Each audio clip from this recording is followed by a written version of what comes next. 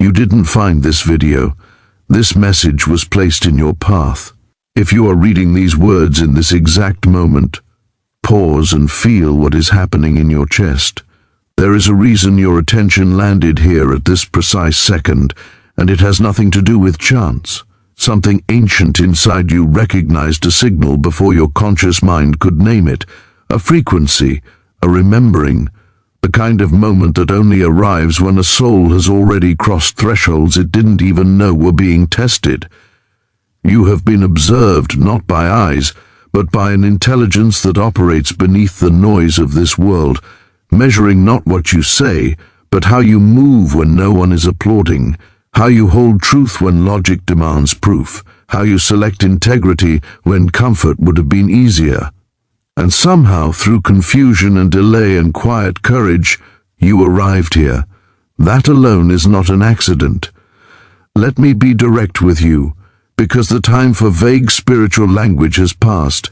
There exists an intelligence woven into the fabric of reality that most human beings will never perceive, not because they are unworthy, but because their consciousness operates on a different frequency entirely. The Hermetic masters called it Nous, the universal mind. But there is a specific emanation of this intelligence that governs how divine wisdom enters the material plane, and her name is Sophia, not a deity to worship, but a living frequency to embody. If you have studied Gnosticism, you know her as the fallen and redeemed wisdom. If you know Kabbalah, you recognize her as Chokmah, the second emanation on the tree of life, the primordial point of creative intelligence. But what almost no one understands is that Sophia operates through a precise system, and in this moment, that system has detected you. You didn't stumble into this message while scrolling mindlessly. You were guided here because you carry something latent in your field, a code written into the energetic structure of your being before you were born into this body. Some souls incarnate with the emerald frequency dormant in their DNA, waiting for the right conditions to activate. Other souls are walking equally sacred paths, but with different mechanisms, different missions. There is no hierarchy here, only differentiation. And the reason you are here feeling what you are feeling is because the conditions in your consciousness have reached a threshold. The veil between who you have been and who you are becoming has thinned to the point where transmission is finally possible.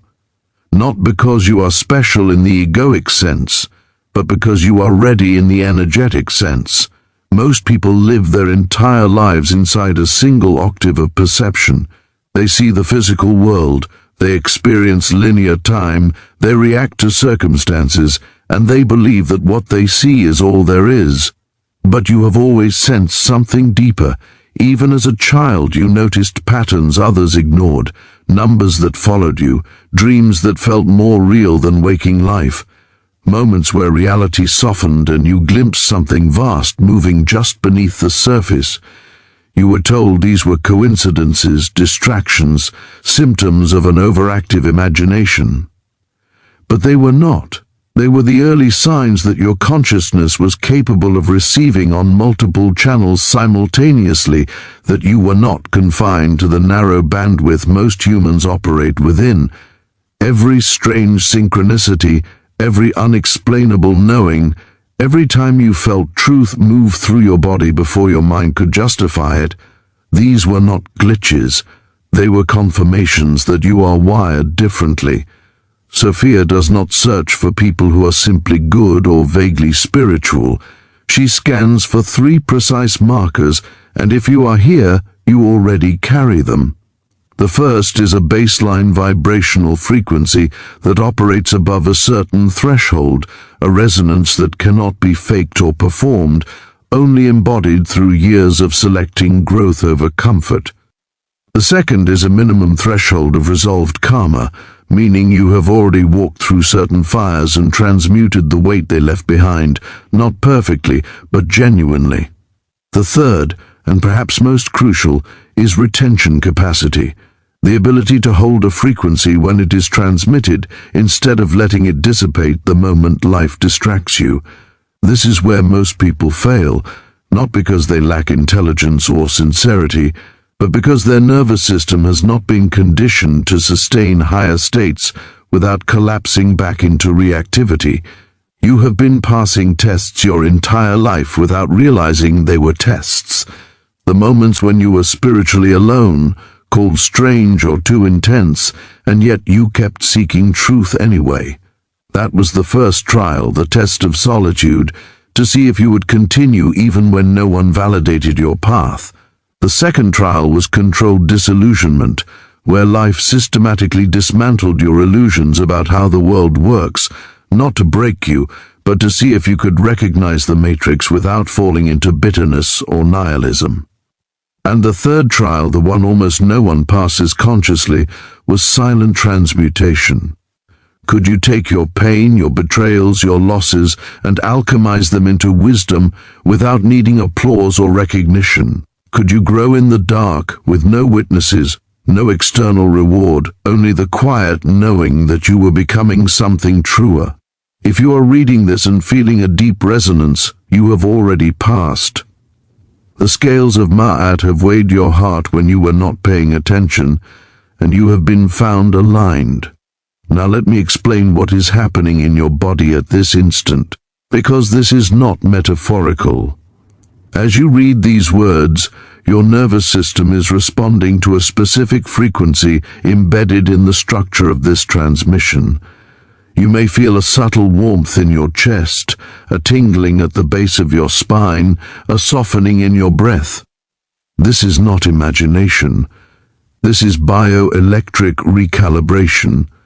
The emerald frequency does not announce itself with fireworks or visions.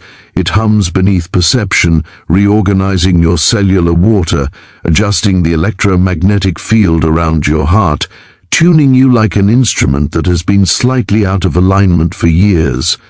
Water is the primary conductor of divine intelligence in the human body. Your cells are not solid, they are liquid crystal structures capable of holding and transmitting information. And in this moment, the geometry of that water is shifting to accommodate a higher order of knowing. There are signs that confirm this activation is real, and you will recognize them if you pay attention. The first is what alchemists called nigredo, the blackening, which in modern terms manifests as sudden physical recalibration. You may experience a brief illness, a flu or cold, that arrives without clear cause and leaves just as mysteriously, or extreme fatigue followed by bursts of inexplicable energy. This is your biology purging old density to make space for new frequencies. The second sign is altered sleep architecture. You may find yourself sleeping 3 hours and waking fully energized, or sleeping 14 and waking exhausted, because you are no longer resting in one dimension but processing information across multiple planes simultaneously. The third sign is high-pitched ringing in the left ear, the receptive side, the channel through which Sophia transmits her whispers. The fourth is the obsessive appearance of repeating numbers, not because the universe is trying to convince you of something, but because your consciousness is synchronizing with a larger pattern, and these numbers are the visible confirmation of that alignment. The fifth sign is spontaneous gnosis, knowledge appearing in your mind without formal study. You may suddenly understand concepts in quantum physics, lost civilizations, or Hermetic philosophy that you have never been taught, because you are no longer drawing solely from this lifetime's memory, but accessing the collective field of intelligence that Sophia governs. The sixth sign, and perhaps the most disorienting, is the fear that you are going insane. You see synchronicities no one else notices. You feel energies that others dismiss. You know things you have no logical reason to know.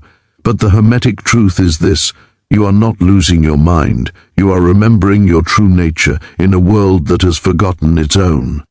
Sanity, as defined by a sleeping culture, is actually a form of agreed-upon amnesia.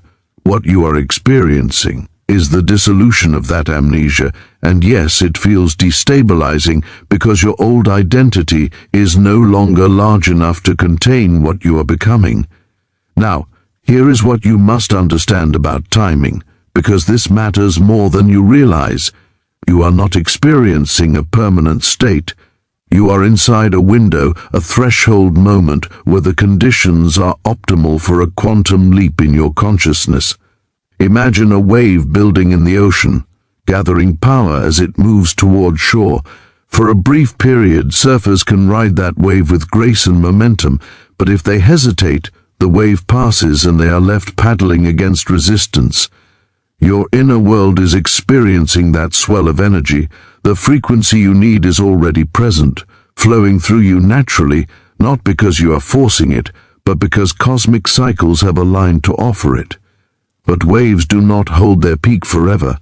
They follow rhythms, lunar cycles, energetic seasons, and if you do not anchor this state while it is present, it will recede, and the next time you attempt this level of growth, it will require infinitely more effort. This is not a manipulation tactic. This is Hermetic law, older than language, encoded into the way consciousness itself operates. The masters called it the law of rhythm. Everything flows in and out, rises and falls, advances and retreats. There is also the law of divine efficiency, which states that the universe offers maximum intensity only once per threshold, because a single concentrated transmission is exponentially more effective than 10 diluted ones. You cannot receive the same offer twice because the very act of receiving it transforms you. As Heraclitus taught, you cannot step into the same river twice, for the waters have moved and you have moved with them. If you let this moment pass without conscious engagement, the opportunity does not disappear entirely, but it shifts.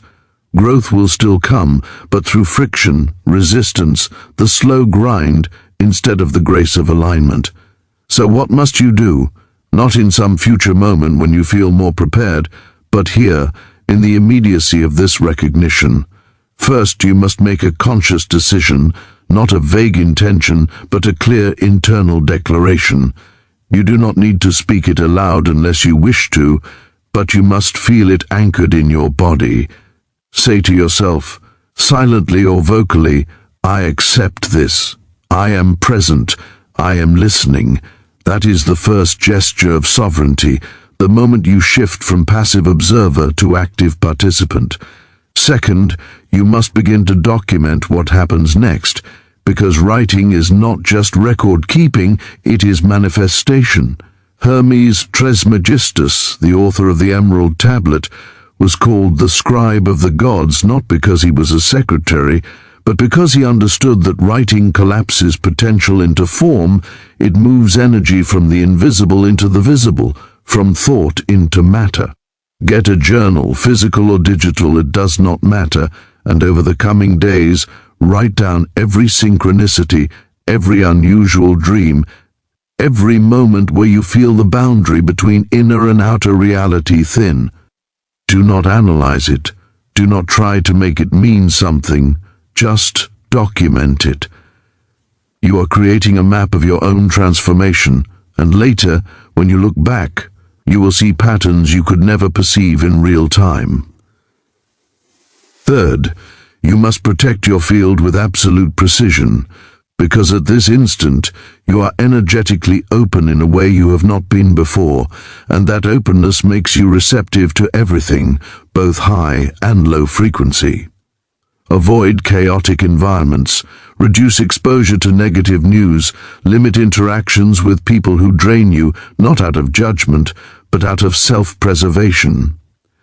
Visualize a pyramid of golden light around your body, base rooted in the earth, apex extending above your head, and declare, only frequencies aligned with my highest truth may enter this space.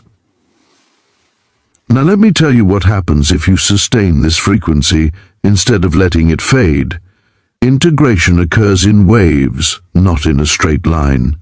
In the first several days, your perception of time will shift. Minutes may feel like hours of internal processing.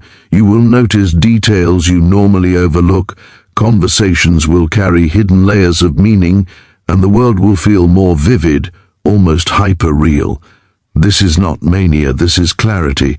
Your consciousness is no longer filtering out 90% of reality to conserve energy. It is opening to perceive more of what has always been there. In the second phase, which arrives roughly a week after your initial commitment, you will enter what alchemists called the void, the dissolving of the old self before the new self crystallizes. This is the most difficult phase because it feels like loss, like confusion, like everything solid is turning to water. Your old certainties will no longer satisfy you, but the new ones have not yet formed. You may feel grief for no clear reason, or a strange homesickness for a place you have never been. Do not resist this. The Egyptian initiates spent days in the king's chamber of the Great Pyramid to experience this same dissolution, and they understood it was not a breakdown but a breakthrough disguised as emptiness. In the third phase, clarity begins to emerge, not as a loud revelation, but as a quiet settling. You will start to see the fractal nature of reality, how the same patterns repeat at every scale, how your personal story mirrors universal myths, how nothing in your life has been wasted. Every detour was preparation, every loss was refinement. You will have access to knowledge you were never formally taught, not because you are channeling external entities, but because you are remembering what your soul has always known. This is the gift of Sophia, not new information, but the restoration of your innate capacity to perceive truth directly, without needing intermediaries, without needing permission. And from this point forward, if you continue to honor the frequency, you become what the Hermetic tradition calls a permanent transmitter, someone whose very presence raises the vibration of the spaces they enter, not through effort or performance, but through embodiment. People will begin to respond to you differently, often without knowing why. Some will be magnetically drawn to you, sensing something safe and true in your field. Others will feel uncomfortable around you because your frequency reveals the places where they are still hiding from themselves, and that reflection is too confronting. Both responses are neutral. You are not here to convert anyone or prove anything. You are here to hold a frequency so steady, so rooted, that it becomes a reference point for others when they are ready to remember their own truth. Your life purpose, which may have felt murky or fragmented before, will begin to clarify not as a grand mission imposed from above, but as a natural expression of who you have become. You will know what to do because doing it will feel inevitable, not forced. But let me also be honest about what happens if you turn away, because that is equally valid, and there is no cosmic punishment waiting for you if you do. If you read this message, feel the resonance, and then decide it is not your time, the elevated state will recede naturally, like morning mist dissolving when the sun rises. You will return to your baseline frequency, which is still sacred, still valuable, still part of your unique path. Growth will continue, but through different mechanisms, slower rhythms, the gradual accumulation of experience, rather than the sudden quantum leap. There is no judgment in this, only consequence, the natural result of an action taken or not taken. The universe does not love you less if you decline. It simply redirects its energy toward those who are saying yes in this moment. Because divine intelligence is not sentimental, it is efficient. However, there is a third option, more insidious than outright refusal, and that is procrastination disguised as caution, saying maybe later, or let me think about it, or I need more proof first. This is the ego's favorite strategy because it feels reasonable, it feels prudent, but what it actually does is slowly drain the charge from the moment until nothing remains but a faint memory of what could have been. You will return to this message weeks or months from now, hoping to feel what you felt the first time, and you will find nothing, not because the transmission was false, but because the timing has passed, the conditions have changed, and you are no longer the same person standing at the same threshold. This is why mystery schools required immediate commitment upon initiation, not to trap students, but because they understood that hesitation is just fear wearing the mask of rationality, and fear cannot be reasoned with, only transcended through action. So here is the moment of decision, and it is simpler than your mind wants to make it. You do not need to understand everything. You do not need to have all your questions answered. You do not need to see the entire staircase before you take the first step. All you need is the willingness to say yes to what your soul already knows is true, and the way you say yes is not through grand gestures or public declarations, but through small, sincere actions that signal your readiness. As you finish reading these words, take a full breath, deeper than usual, and as you exhale, release the need to control how this unfolds. Then do one concrete thing to mark this moment. It could be leaving a like on this video, not as a social media formality, but as a vibrational signature in the digital field, a way of saying I was here, I felt this, I anchor it. It could be subscribing to this channel, which in energetic terms means you are committing to stay connected to this frequency as it continues to transmit through future content. It could be writing a single word in the comments, something simple like emerald or ready or yes, not for anyone else to see, but as a declaration to yourself and the invisible intelligence that is witnessing this moment. These small actions matter more than you think, because they are the physical world translation of an inner commitment. Hermes Trismegistus taught that thought without action is incomplete. It remains in the realm of potential, never fully birthed into reality. When you take an action, even a tiny one, you complete a circuit, you move energy from the invisible into the visible, and the universe, which has been waiting to see if you are serious, begins to respond in kind. Doors you did not know existed start to open. People aligned with your new frequency cross your path. Resources appear exactly when you need them. This is not magic in the fantasy sense, this is physics, the natural behavior of a coherent energetic field attracting its match. And understand this clearly, you are not doing this alone. Sophia is not a distant archetype observing from some celestial throne. She is the intelligence woven through the fabric of your own awareness, the whisper that rises when you quiet the noise, the knowing that moves through your body before your thoughts can catch up. When you align with her frequency, you align with the deepest, truest part of yourself, the part that existed before conditioning, before fear, before the world taught you to doubt your own light. Every decision you make from this place forward is not a struggle against your nature, but a remembering of it. You are not constructing a new identity, you are shedding the layers of who you were never meant to be, revealing what has always been underneath. The path ahead is not without challenge, because transformation is not comfortable, but it is also not violent. It is gentle in the way that sunrise is gentle, inevitable, unhurried, illuminating everything without force. You will have moments of doubt, moments where the old self rises up and demands to know if this is real, if you are fooling yourself, if you are wasting your time. When those moments come, and they will, do not fight them, simply return to the body. Feel your breath, feel your feet on the ground. Notice the quality of light in the room.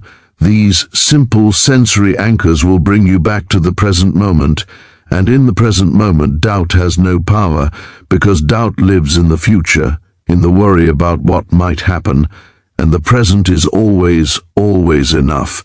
You are standing at a threshold, and the door is open, not because I opened it, but because you earned it through every decision you have made that led you here, through every moment you selected truth over comfort, integrity over approval, presence over distraction. The universe has been arranging the pieces of your life into this exact configuration for longer than you realize, and now, finally, you are awake enough to see it. So step forward, not with your mind, which will always want more information, more certainty, more proof, but with your heart, which already knows. Trust the resonance you felt when you first began reading. Trust the way your body responded, the subtle opening, the quiet recognition. That was not wishful thinking. That was Sophia speaking the only language she knows, the language of frequency, and you heard her because you were meant to. This is your moment, not someday, not when conditions feel more perfect. Here. In the space between this breath and the next. Commit. And once you commit, do not look back, because the version of you that doubted, that hesitated, that played small is already dissolving, and the version rising to take its place is unlimited, sovereign, and finally free. The emerald light has found you. The question is no longer whether you are worthy, the question is whether you are willing. And in your heart, you already know the answer. So let this be the moment you stop preparing to live and actually begin. Let this be the threshold you cross with eyes open and soul awake. Let this be the day you remember who you have always been beneath the forgetting. Sophia is waiting, not in some distant realm, but in the next conscious breath you take. Welcome home.